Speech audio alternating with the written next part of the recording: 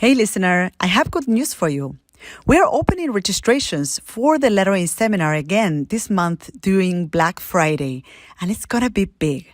In case you're just hearing about it, it's a live training program I first held in Berlin in 2017 to educate my students and unlock their creative potential. Since 2020, I've been teaching this live seminar as an online course with video lessons and tools for aspiring lettering artists who want to take their skills and careers to the next level.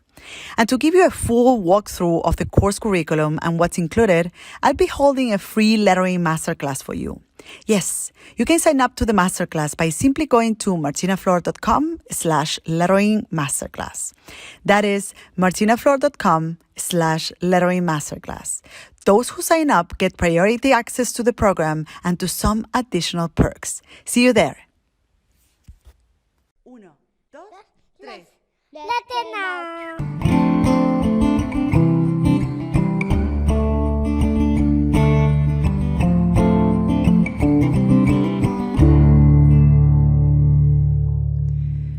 Welcome everybody to Letter Now, a podcast where we nurture the creatives, illustrators, designers, and makers of tomorrow today.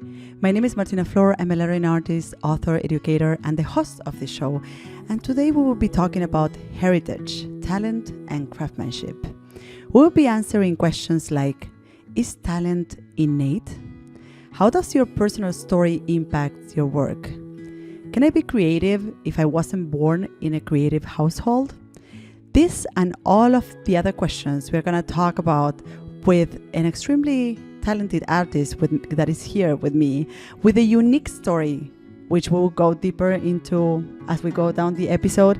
And please stay until the end, because on our story time segment, he will be sure telling very interesting stories. He is full of stories, so I'm sure that he will share a very interesting one with us today. So please welcome Dan Forster, an award-winning lettering artist and designer with over 23 years experience. Dan works with design agencies and clients from around the world on lettering and type-based projects, anything that requires beautifully crafted bespoke lettering. You can find him and his work on danforster.com and on Instagram at Dan Forster. I will add this to our show notes so that in case you don't know his work, you get to know his work because it is freaking amazing. So hi Dan, so good to have you on the show. You're so kind, Martina. Thank you very much. It's really nice to be here. Thanks for inviting me.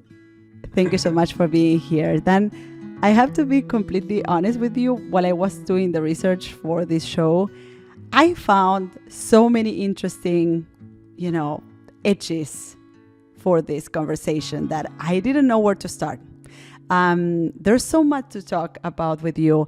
On one hand, I've been following your work since 2017. That is when we met, actually. And it has been incredible to see what you have achieved in just 5 years.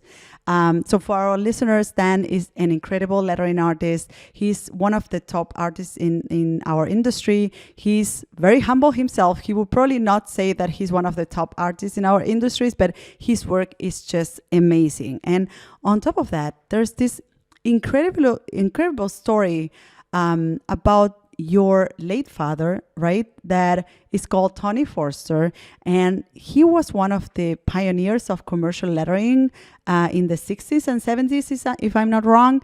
And you grew up being exposed to that. So I think we can start there. We can start like chronologically and kind of go down how it was for you, like growing up, and how it was for you being around a craftsman like your dad. And if there's any images you would like to share with us that you remember about, the time you were growing up and what you were exposed to.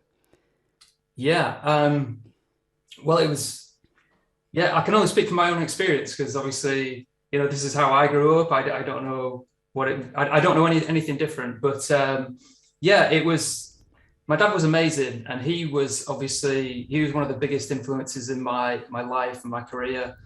And right from when I was a little kid. So my parents had an extension built on the side of the house, which was to become my dad's studio. And it was this huge room. And it was just like a man cave. So my dad spent like all his waking hours in there. And I think sort of like year after year, it just get like more and more full and full of his works. Everything he made was by hand. So yeah, growing up as a kid, it was, I used to spend a lot of time in there, hang around in the studio. I'd, often run in the middle of when he was working and, interrupt him and say, Dad, draw me a picture or, whatever. And so I'd sit there and I'd watch him draw, which was amazing. And so, yeah, there was things like that. And then he had thousands of books. So I would be, I'd rummage through his bookshelf. And then he had, the other thing I remember was, I think it was called like a copy scanner or an enlarger machine. So it's one of these like old school machines that was in the corner of the studio. And it's like this big black box with a curtain at the top. And then there was two sort of handles that you'd wind on it. And it was basically for, before photocopiers, this is how they used to enlarge or reduce artwork. But I used to use it just for tracing my comics on, so it was really, really fun as a kid, sort of spending time doing that. And just the house itself was just full. Besides the studio, the house was full of artwork. So there was posters all over the walls. I remember, just by the dining table or behind the dining table where we used to eat, there was some like Ben Nicholson posters on the wall. And I remember just, I'd sit there and we'd be eating our dinner and I'd just stare at them and for years and years. So I think maybe I kind of absorbed a lot of art at an early age. And I think obviously that was something that I'd probably had an impact on what I ended up doing. So yeah, it was kind of inevitable. I think I was going to do something creative. But yeah, and then sort of beyond that, into my teenage years, I was really into like skateboarding and rock music. So, of course, with that, you get all the associated like cool graphics. And that was a big inspiration at a young age. And I think my dad recognized that and he latched onto that and tried to sort of encourage me to, make art because I was interested in drawing, but also, there was things like I remember making like graphics for my skateboards and then I'd draw like a band logo on the back of my jacket and, all these kind of things. So I think I was maybe like subconsciously starting to understand a little bit about letters without really knowing what I was doing, and I certainly had no idea what graphic design was at that time. But yeah, and then I remember there was one time, I think I was about 16 and I had a summer job at the local swimming pool. And somebody there was getting married and they wanted some like wedding invitations. The wedding cards, the place names that go on the tables. Yeah. So they knew I'd done, I don't know how they knew, maybe I was talking about it, but anyway, I ended up doing all this like calligraphy for their wedding. And I basically charged them no money. I pretty much did it for free, which is like ridiculous.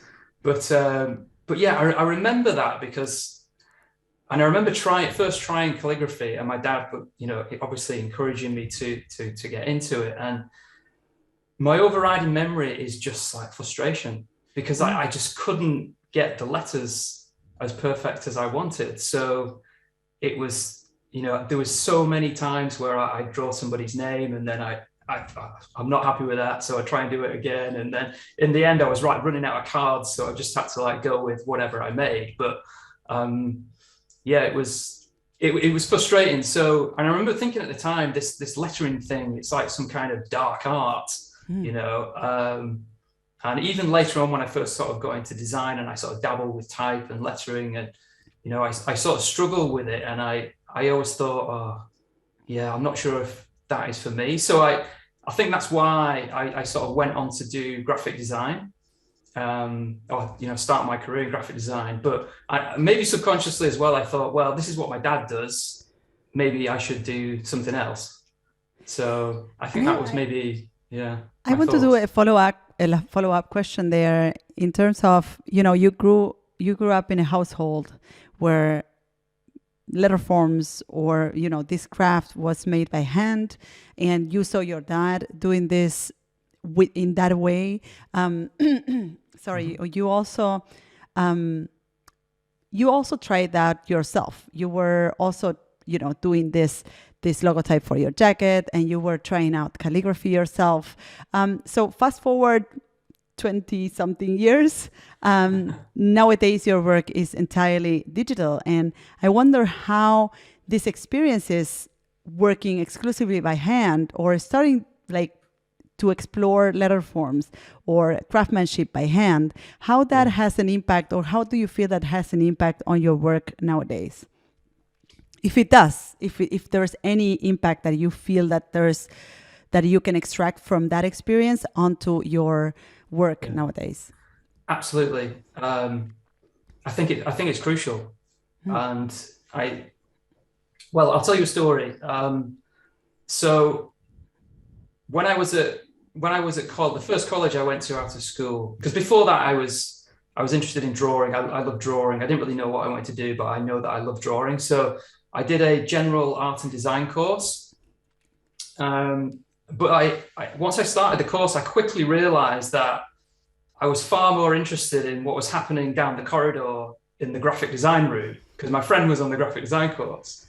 But the college, they wouldn't let me switch courses. So I had to complete the general art and design course, but I managed to specialize in graphic design.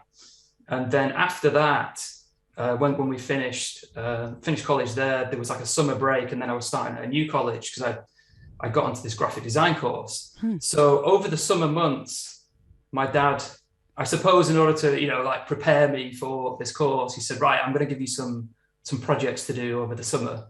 And, I thought, oh, all right, that sounds good.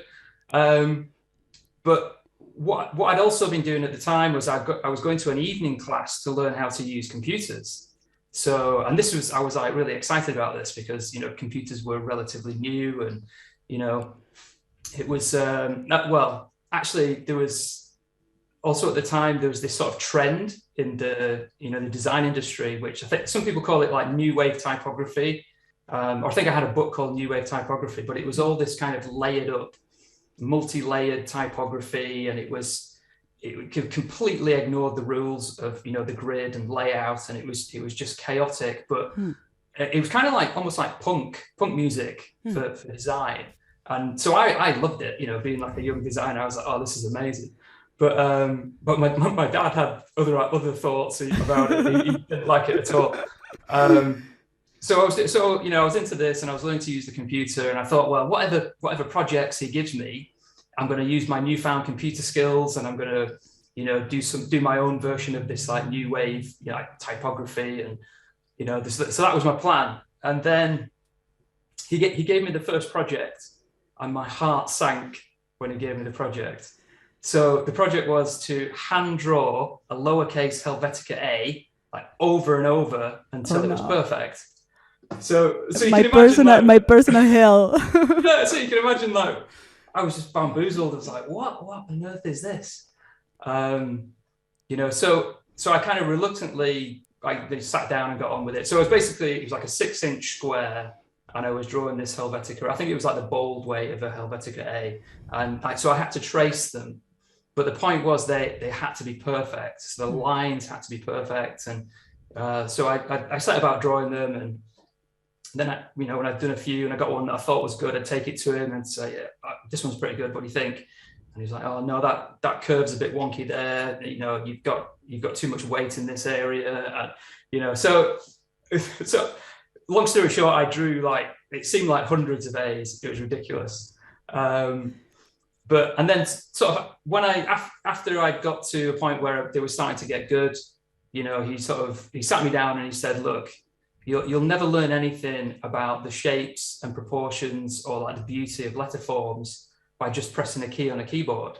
You need to learn, you need to understand the letter shapes and, learn by observation and by copying them. So that was the point of the project. And so that's always stuck with me. And I think it really taught me a lot about, not trying to dive into projects too quickly, in terms of like jumping straight onto the computer. So ever since then, I've always started projects by hand, whether it's pencil and paper or whether it's on the iPad. It's always like some form of sketching or drawing. So, but it all stemmed back from that. So, and I feel really lucky to have been able to grow up and have somebody teach me that lesson at such a young age. But yeah, so that was one pivotal thing. I can't even remember what the question was, but I think that's Yeah, I think you answered this, that how yeah. this craftsmanship and this technique of working by hand impacted your work. Although when you see your work nowadays is 100% digital, and you wouldn't expect necessarily that you start with a hand sketch, or you did any exploration by hand. But I think it makes a lot of sense that you, through working by hand, you also developed some sort of sensibility for letter forms, which, like pressing a key on your keyboard, as your father said, would not teach you, right? So I think that's totally something that had, or it seems to have had, an impact on your work. And then, as you know, this is a listener-driven show, so I'm looking forward to hearing more about your story and experiences as we go down the questions today. We will start with messages coming from social media. Our listeners can send us questions through Instagram at Martina Flor. You can send your voice memos with questions and comments by simply going to martinaflor.com/voice message, or email me your voice memos to podcast@martinaflor.com. Our first question is coming from Anusha on Instagram. Do you need to have a talent to be good? And how do you know you have a talent? And I think that Anusha's question touches on the discussion of whether talent is innate or not. And I thought it was such a good question to start with, because when I look at your story, then I feel that many of your insights as a designer and a lettering artist can answer this question in a way. So just to give a bit of context to our listeners, Dan is a graphic designer, and as I understand, and we were talking shortly before we started, you didn't go down the path of lettering until years ago. So you were working as a graphic designer, you explored different creative venues within graphic design, and at some point you decided to go down the path of lettering, which is crazy considering that you had all this, these experiences growing up. It was just in front of you, and when I see how your work has progressed in the span of the 5 years that I have known you, I think it really makes me think that there was something inside you that was waiting to be unleashed. And once you really focus and you put all your efforts into that, it was just flowing out of you. And I wonder if you see it this way, if you feel that it was inside you and suddenly you gave room for it. And I wonder also, or my question would be, if you think that this was talent, or you think that there were other things playing a role.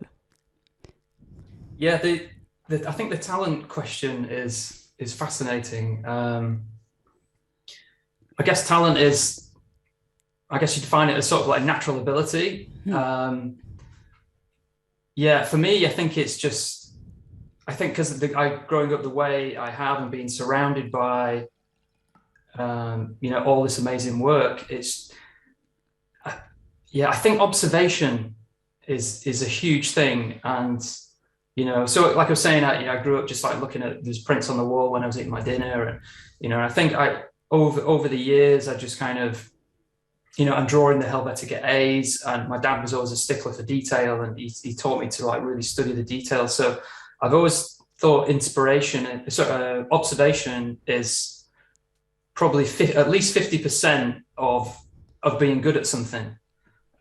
So I don't think anybody just comes out of the gates and is perfect at any discipline from day one. There has to be a period of time where you practice and you learn and you get inspired, and you just keep doing it yourself, and then it will, you'll naturally get better over time. But I think also as well, it needs to be something that you enjoy doing. You need to want to do it. You have to have drive to do something in order to really, really improve. And with me, it wasn't until I found lettering that I knew or when I found lettering, I knew that that was the thing for me. And like you say, it was funny because it had been staring me in my face my whole life.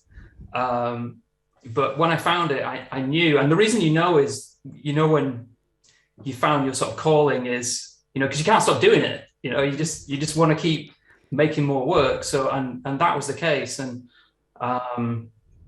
yeah, I mean, that all came about for me after my dad passed away, and I went through this process of tidying and organizing his studio, which is kind of just a story in itself. But yeah, because I mean, my dad, although he was amazing at his work, he wasn't the tidiest of people, and you know, like I say, over the years, his studio just got more and more full with, because everything was hand done. There was nothing was digital, so it all existed in a physical space, and it just piled up. And you know, I think by the time he passed away, he had this little A3 area on his desk where he worked, and everything else was just like piles of like sketches and books and pens and ink and all kinds of stuff. So tidying out his studio was a mammoth task, and it took at least over 6 years to get it from, you know, the state it was in to basically all being tidied and organized and packed up in boxes. So, and also because it was at my mum's house, which is about an hour's drive from here, so I couldn't go there all the time. But it was an amazing experience for me. And people used to say, "Oh, it must have been like upsetting, you know, going through all this work and you know, all that kind of thing." And it was a little bit, but for the most part, for me, it was just really inspiring. You know, it was just like a treasure trove. You know what I'm trying to say? It was like, and you know, I was able to go through all his work, discover all this amazing lettering and calligraphy that, you know, most of it I hadn't seen before, and it just blew me away. And I got so inspired that it was that you know, I sort of said to myself, "Oh, I need to try doing some lettering again." So it inspired me to pick up a pen and start drawing again. So I did, but this time, I suppose, like before with the calligraphy, you know, I'd given up too soon. I think maybe I compared myself to my dad or something like that, and I'd given in. But this time I was like, "Oh, this is amazing," and it was something I wanted to try. And I just, over time, over years, I started to try it, and eventually I started posting a few things online, and then, you know, eventually I'd get 1 or 2 commissions for you know, for projects, and then here I am now. So, but it was quite a long period of time, but that was the thing that set me off down the path of becoming a lettering artist. It was, you know, going through my dad's studio, tidying all his work, and you know, because I didn't have a plan. It wasn't my plan to become a lettering artist. This is just how I've ended up in this position. And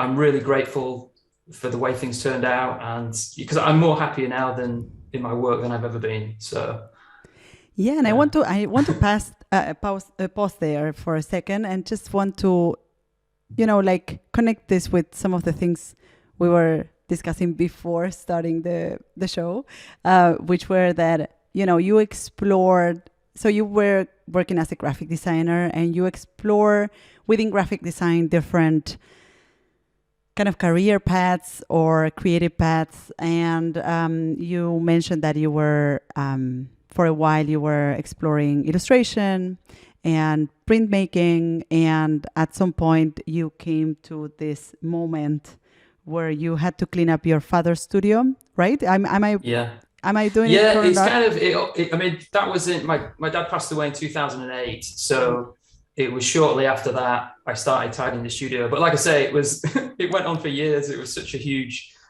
process. And, you know, I think with graphic design, I really enjoyed it, but I think deep down, I knew that I didn't love it. And so I was always on the lookout for something else, you know, what is that other thing?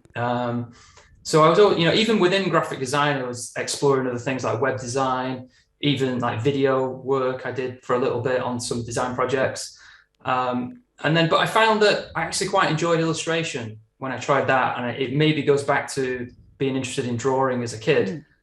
So I always loved illustration. And I've always appreciated, really good illustrators and, artists and craftsmanship. So yeah, and I think I'm trying to remember a date. I think it was around maybe like 2014, something like that. So my partner Jan, she's always been really interested in printmaking. She's worked in the design industry as well, but she was interested in printmaking, and we thought, well, I want to, maybe do some side projects, do some illustration work. Jan is really into screen printing, so we basically teamed up and we created this little business called the Lost Fox, where we basically made and sold screen prints. So that was like this little creative outlet that we had, which both of us really enjoyed. Unfortunately, we had to put it on pause with the whole pandemic thing, and we were renovating the house for a while. So there was loads of things going on. So it's been on the back burner for a little while, but it's still there. And although lettering now is my first love, I still really enjoy illustration. And, the Lost Fox is something we want to keep going. When time allows. And I always think of our listeners, and I always think that some of them might be, when they look at someone like you and they see how far you are in your career as a lettering artist and how much you have developed your skills, I always think of those that are just starting and that are wondering, like, hey, what is the formula, or what are the things I can do to get there where I want to be with my skills? And I wonder, what were the steps, if you can dissect kind of like the steps that you did or you took from that moment where you started cleaning up your father's studio and you discovered that there was something fascinating about this, and you took a pencil and started drawing. What were the things that really had an impact on keeping you on track and also had an impact on your progress? What would you say were the things that impacted your progress as an artist? I think the first thing was motivation, for sure. Once I started drawing, I just found it very therapeutic and I enjoyed it. I don't think I was very good at first, but I was keen to explore, I suppose, and to try and figure out what I could do. And I think I was just keen to learn, because like I said, in the past, lettering always seemed like some kind of dark art to me. I couldn't quite figure out, I draw letters in the past and there was just something about it that didn't seem quite right. And I couldn't figure out why, and so I was like, I want to crack this. I want to learn. So, and like I mentioned before, observation was a big thing. So I spent a lot of time, going through design books and, watching YouTube videos. I did some workshops. Obviously, I came to your workshop, which was amazing. And anybody listening, I highly recommend anything that Martina does. Sign up and do it. You were on the first lettering seminar in Berlin. Was it the first one? I think it was the first or the second one. Yeah. But I that's why, like, I think like from that, from that seminar, this is where we met. And since then, I always follow the work of all my students. So since then to up until now, you have done such a great progress that for me was like, really, it was like something opened that door that I was inside you, and suddenly you were just playing your game in a way. Like you did a couple of steps that, took you into the right or through the right door in a way. Yeah, because it was around that time that I decided to make the switch to go into lettering like full steam ahead and stop everything else. Because before that, there'd been this period of time where, I was still doing graphic design work. I was doing like bits of illustration work, and I was trying to do some lettering as well. And I got one or two small projects, but I hadn't really focused on it too much. And at the time, my website was a mess. There was graphic design work, there was illustration work, there was lettering work, and it's like bits of everything, but nothing of anything. There was no focus. So I think I got to like 2016 or 2017, and I thought, I feel like I might be good enough to to just try and get rid of everything else, or at least, calm it down a little bit and try to focus. So, and that was a big thing. And once I did that, I mean, I had to work really hard for quite a long time, and I was turning away graphic design projects that beforehand I wouldn't have. So my income went down for a little bit, but I just thought, I'm going to get through this, and I really wanted to make it happen. And yeah, I guess it was just persistence, really, and the fact that I loved it. So yeah, lots of different sort of motivating factors, but I guess the main one is I'd fallen in love with letters, and I wanted to see if I could make a career out of it. I that's really interesting, because there was, something that I see as a pattern when I interview other artists, is that there is some spark that gives them the hint to go down a certain path. And I think that this is something that, if I think of our listeners that are wondering, like, hey, what is my creative calling? There's something that by doing, you will know, like, you would say, like, oh, there's something in this that, it's interesting to me, or I enjoy doing, or there's something in this that makes me feel good about myself or my skills, or something. But if there's any pattern that I have observed throughout all the interviews and all the guests that I have had in this podcast, is that there was a point where they found it. Like, they explore something, they draw something, they saw something, they met someone, and they saw a ray of light there, and they follow through. In the beginning, it's like you said, in the beginning, you're not sure whether this is your thing. You are developing a skill. Of course, you make mistakes. But at some point, it becomes clear that, and as you said, like, even when you took the path of becoming a full-time lettering artist, you had these moments where it was like, well, I'm not sure I can make a living out of this. But then as you follow through, you discover, like, hey, yeah, I can definitely do this, right? So I just realized this after what you said, that, yeah, this is something that our listeners might aim for if they're trying to discover what is their creative talent, right? Yeah. So let's move on to our next question, which is coming from Martina on Instagram. Oh my God, I think this is me. So I have a question. I have a question for you, which I think also might be very interesting or useful for our listeners, because not every artist is born in an artistic household. And in fact, most of us don't have your luck. So I was raised in a household of a kindergarten teacher. My mother was a kindergarten teacher and a psychologist, and my father was a doctor. And despite all of this, despite you might think that I had no exposure to creative or visual arts, which I did in a way, but perhaps more than other people who grew up in similar households.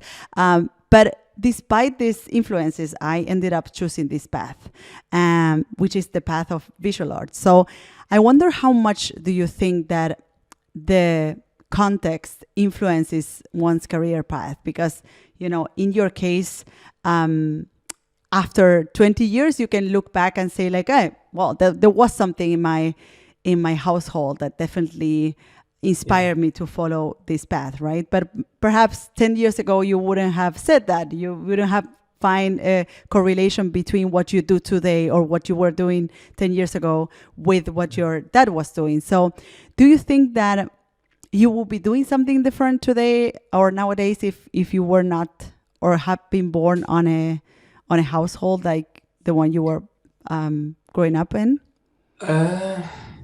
Quite possibly, yeah. Yeah. Who knows? I mean, my mum was, or is, or well, she's retired now. So she was a microbiologist. So my parents were basically an artist and a scientist. So, and the other thing was, growing up as a kid, I spent a lot of time in the swimming pool because I was a competitive swimmer as a kid. So, and I actually did quite well. I was on the England junior team when I was 16, Oh. but I after the age of about 16, I stopped growing, and everybody else carried on. Everybody who was swimming against, they carried on, and so I was like, suddenly I couldn't keep up with everybody, and it didn't work out for me. So I mean, that's just the way things are. But I've always been interested in sport as well, and so I think had I have grown taller, maybe I would have carried on. I don't know, but the nail in the coffin for that was I got an injury when I was 18. I had a trapped nerve in my spine, and it set me out for 2 years. So I wasn't swimming at all. Eventually I got back to it, and I got back to the level I was at, but everybody else had just kind of advanced, and I just thought, well, I'm not going to the Olympics or anything like that, so I'll just call it a day.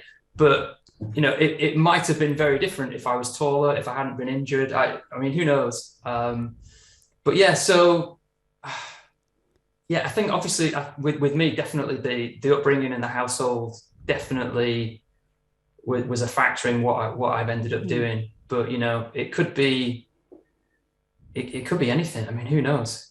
I think. With me, obviously, I got into graphic design, and I knew that I wasn't really happy. So I would just say to anybody that if you think that you're not happy, and there might be something else out there, just keep trying things. Just keep trying new and different things, even if it might be in a related field, it might be an interest you have outside of work. Just get involved and try things, and just see, and just keep looking. I think that's what I would. That's what I would say. I'm not sure if that answers the question, but just keep searching. I wanted to go back shortly. I mean, we've been talking about your dad and how he influenced your work, and how growing up in your household had an impact on what you do today.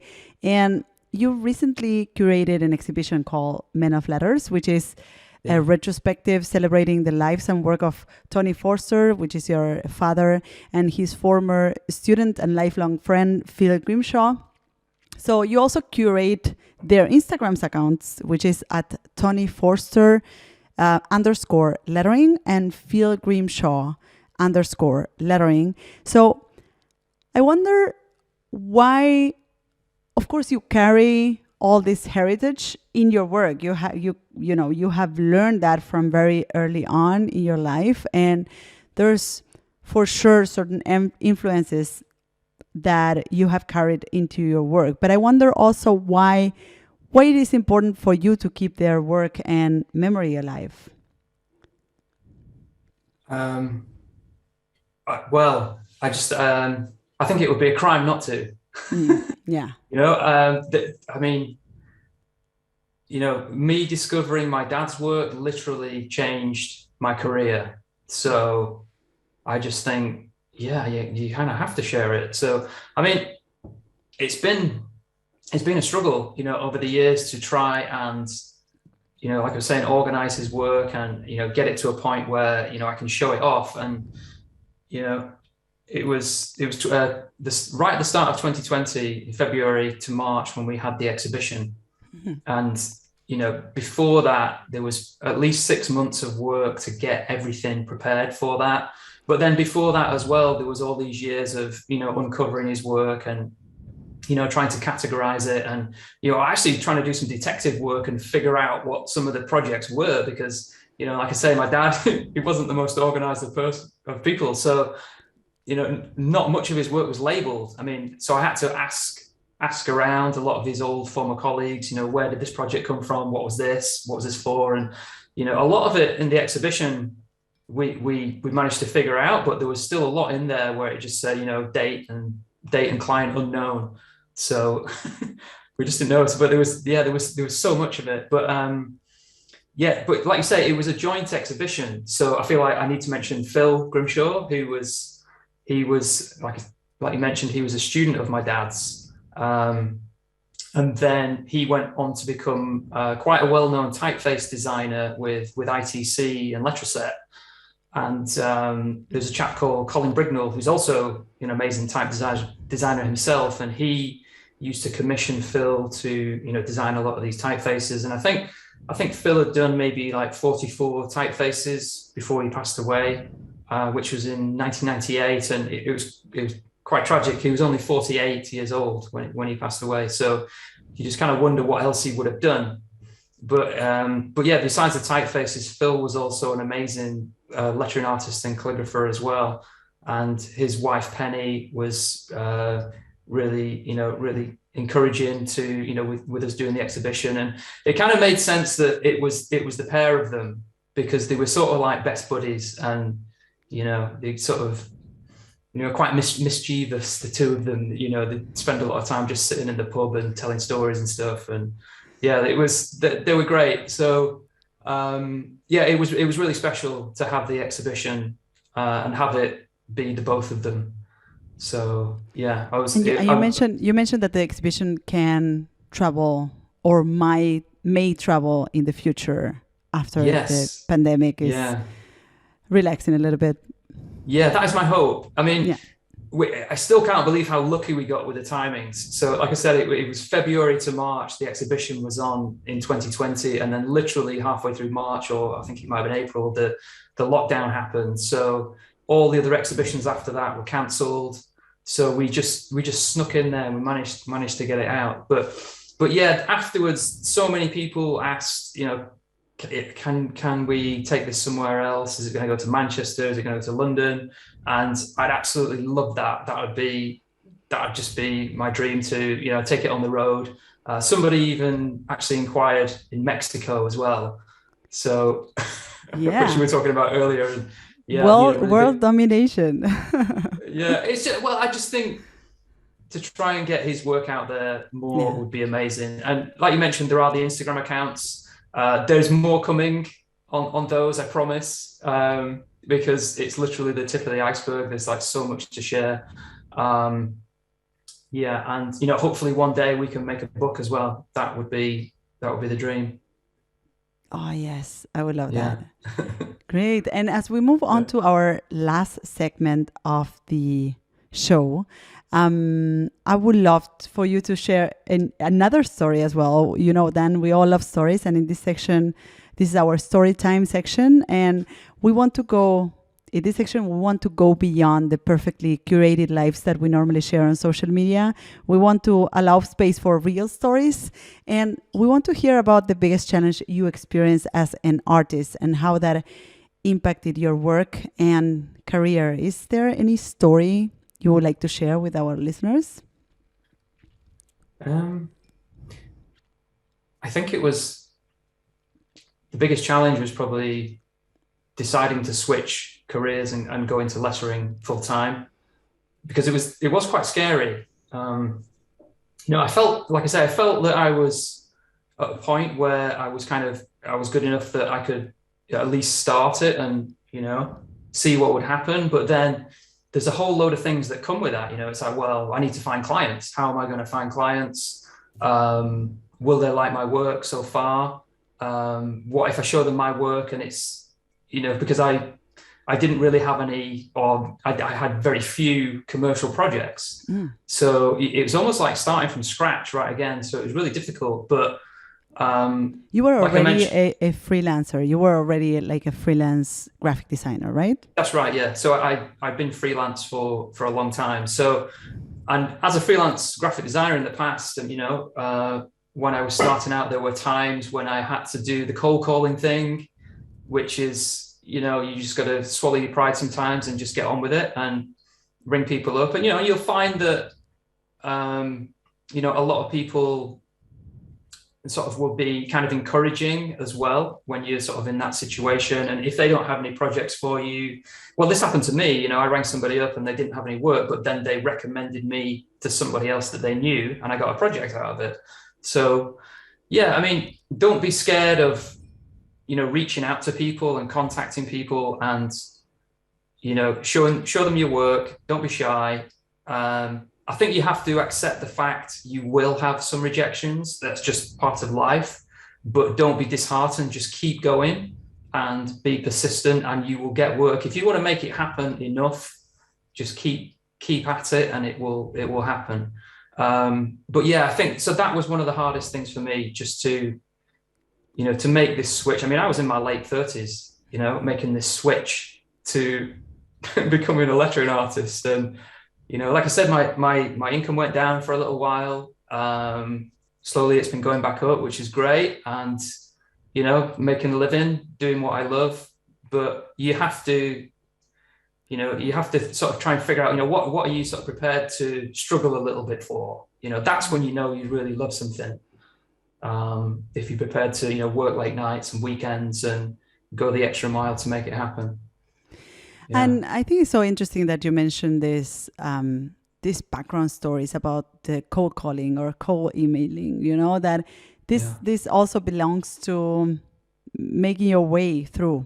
And it is just part of it. And it might bring, or it may bring, opportunities your way. And I'm looking at the piece of this poster that you were showing to me before we started the podcast, which is actually a promotional piece that your dad used to, if I remember correctly, that your dad used to send to clients, right? So, people have been doing this for ever. Is that one, the black and white that you can see for those that are watching on YouTube? Yeah, that one. So you can see that is like what is it like was a poster that was folded, or he was just send it as a roll or something? Yeah, I think he rolled them in tubes and sent them out. Yeah, but so people have been doing this forever. It's the way kind of like things work. You need to first reach out to people, and you need to make your connections, and things start rolling from that, right? Absolutely. Yeah. I mean, that poster. Obviously, I mean, he had a copy on his wall when I was growing up as a kid, and then at some point it disappeared. And when I was clearing out his studio, I found this old, like, tattered copy of it. Maybe it was the one from on the wall, but it was just a bit old and, a bit tatty. So, but as I went through the studio, I was finding pieces of work, and I was thinking, oh yeah, I recognize that. And I realized it was part of the poster. And then, a few hours later, I found another piece, and I was like, yeah, I think that was on the poster as well. And then, so I found lots of the actual pieces of work that were in the poster, and I didn't find all of them, but I found a lot of them. And so what I did was I recreated the poster from scratch. For the exhibition, that was the so that we could have it up huge on the wall. And yeah, I was really pleased that I was able to do that. So, but this poster, it's going to be, if it's okay to say, it's going to be for sale on a shop that I'm working on, which will be going live at some point in the new year, probably. So keep an eye out, and amazing. It'll be up there. So this is something we are recording this podcast at the end of 2021, just to give it a little bit of context. And so this shop will be probably live by the beginning of 2022. So if people goes onto your website, which we will include on our show notes, they will surely find these prints or this print and others that you will probably plan on selling on that platform, right? Yeah. So there's going to be a lot of my dad's prints for sale as well as my own. So yeah, I guess it's like father-son thing. But I mean, so many people since the exhibition as well, that was the thing. People were asking, is there any prints of this?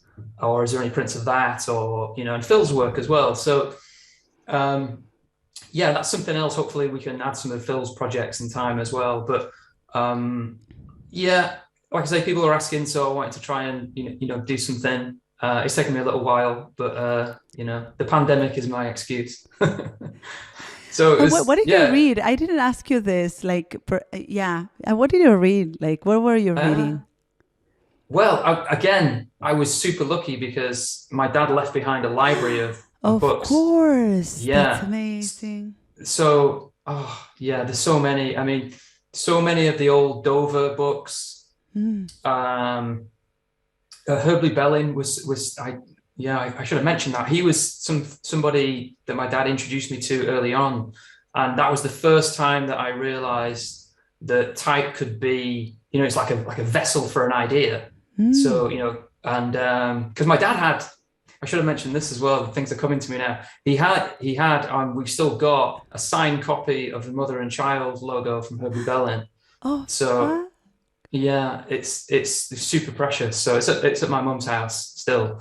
But so there was, because my dad met Luke. So that's super valuable. Like, I don't know, you can, I guess, sell it by millions or whatever. But we'd never sell it, you know. Yeah. It's just, but so it's crazy to have that. But yeah, I mean, I think before, maybe like 10 or 15 years ago, and there was obviously this explosion in the lettering arts. The world of lettering kind of took off again, didn't it? But before that, I don't know, there was a picture on the wall. It said Mother and Child, and it had a little signature on it, and it was just always there. So, but then it only seems to, I suppose, in my mind, have gained a lot more value in recent years when, you know, everybody's talking about Herbie Bellin and everybody's, you know, talking about, so it's kind of weird, but it's there. My favorite thing out of everything that I found in my dad's studio, my favorite thing was his maths report from school, right? Mm-hmm. So I opened it, I was like reading through his maths report, and when he was 14 years old, his maths teacher had written, he wastes most of his time on ornamental writing. Which is ridiculous. I laughed out loud when I found it. I was like, what?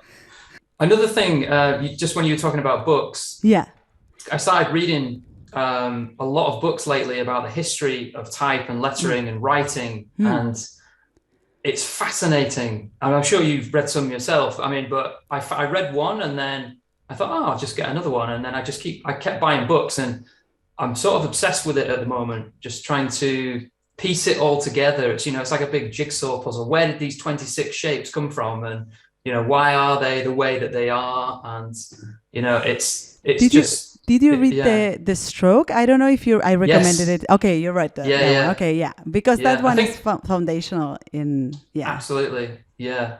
But yeah, it's amazing.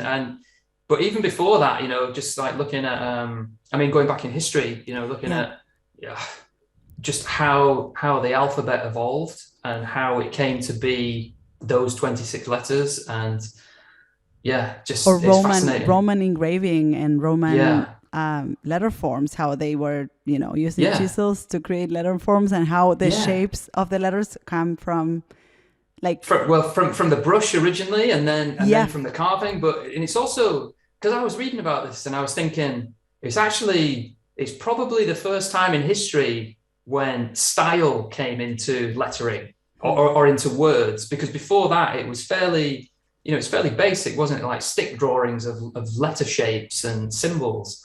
And then the Romans, you know, being, you know, really into organization and, you know, art as well. So then suddenly it's like, we're going to do our letters like this. And so they had monumentalis or something, essentially the Trajan letters. Yeah. And, you know, but you think, actually, that's the first time anyone actually gave a style to letter forms. And, you know, and I thought about that, and it sort of blew my mind a little bit, you know. But I think there's so many moments in history where little things happen, you know, because us today, we have so much stuff, so many letters in like so many different styles.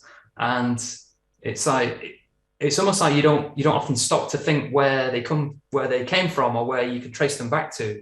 You know, it's like when, I think it was like, was it early in the 19th century? No, sorry, no, in 18 something or other.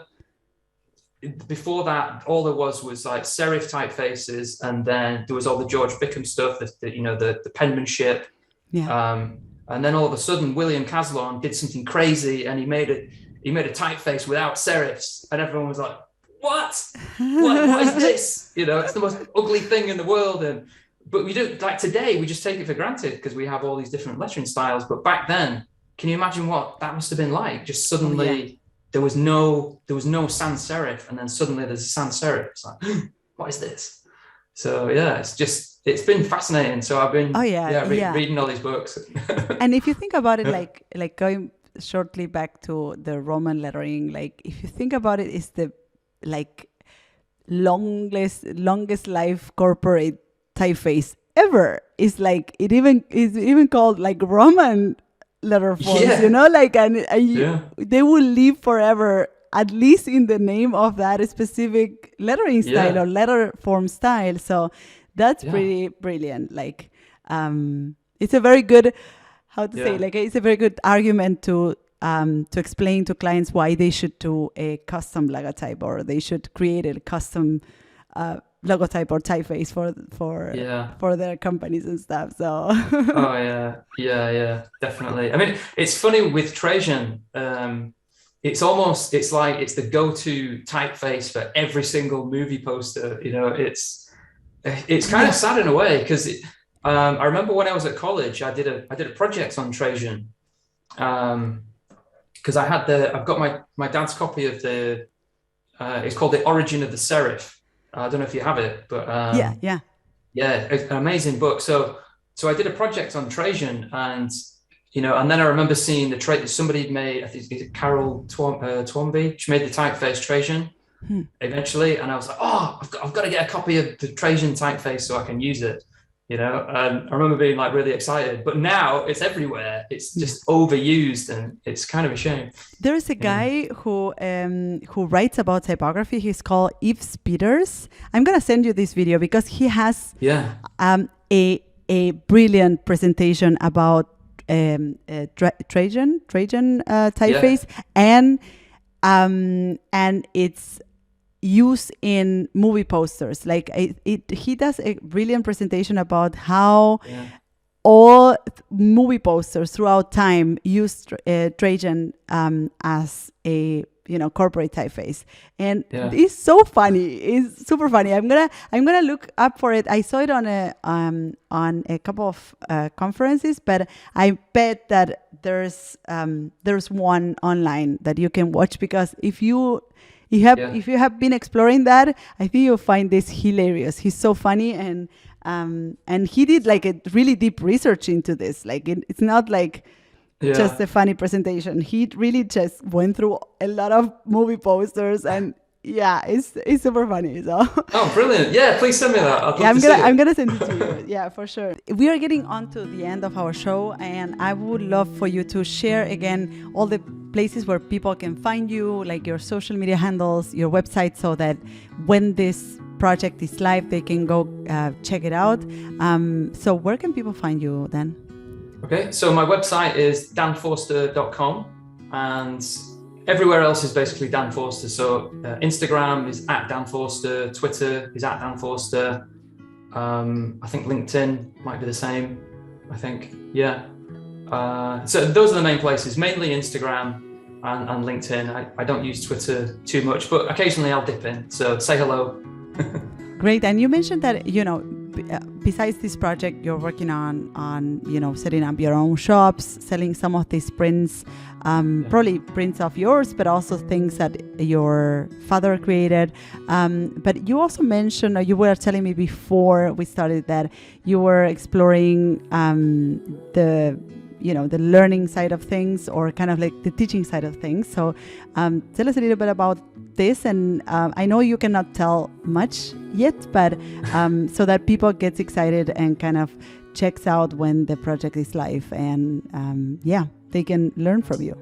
Yeah, I have something going on in the background, which is going to be live early next year. So it will all be announced on my Instagram and social media. But teaching is something I've been interested in for a little while. I've worked with some of the universities at Bolton, which is where we had the exhibition and where my dad used to teach, actually. So that was quite nice to go in there. And then just through some of the universities in the north, I've done a few talks and things like that. It's been really nice to help out the students and set them projects and and just help them on their way, really. So and it's been interesting for me. I mean, it's funny how much you sort of learn yourself when you start doing a little bit of teaching, and it's still quite new to me. So hopefully it will be something that I can do more of in the future. I'm sure, and I'm sure that a lot of people is looking forward to learn from you and kind of see how you create the amazing work that you do. Lastly, I would like to ask you if you would like to share something else with our listeners. I always ask my guests to say something that, that you would like someone to tell you when you started. So what would you share with our listeners? I think probably similar to what I was saying earlier, if you really want to do something, just you stick at it and be persistent. Don't give up. The work that you do straight away, if you're exploring something new, just understand that it's not going to be good straight away. But if you really enjoy doing it and you want to do it enough, you will get better and you will get really good in time. The more you do it. So. Just keep going, stick at it, and don't give up. I think that's what I'd say. Thank you so much, Dan, for being on the show today. It was great having you and have this conversation about you, your story, your dad. There's so many questions that I left out today, but thank you so much for sharing all these stories with us. You're welcome. Thanks so much for inviting me. It's been awesome. Amazing. So this is it. You can find me, the host of the show, on social networks at Martina Flor on Instagram, Twitter, and Facebook. If you have questions or comments, go to martinaflor.com/podcast, where you can see previous episodes, find show notes, and send voice memos with your comments and questions. You can also watch these episodes on YouTube. Just go to martinaflor.com/YouTube to find them. You can, of course, listen to all our episodes on your favorite podcast platform. If you love this episode, subscribe to this podcast. And if you leave us a review, it will help others find us. Thank you all for listening, and see you in the next episode of Let Her Now. Bye-bye.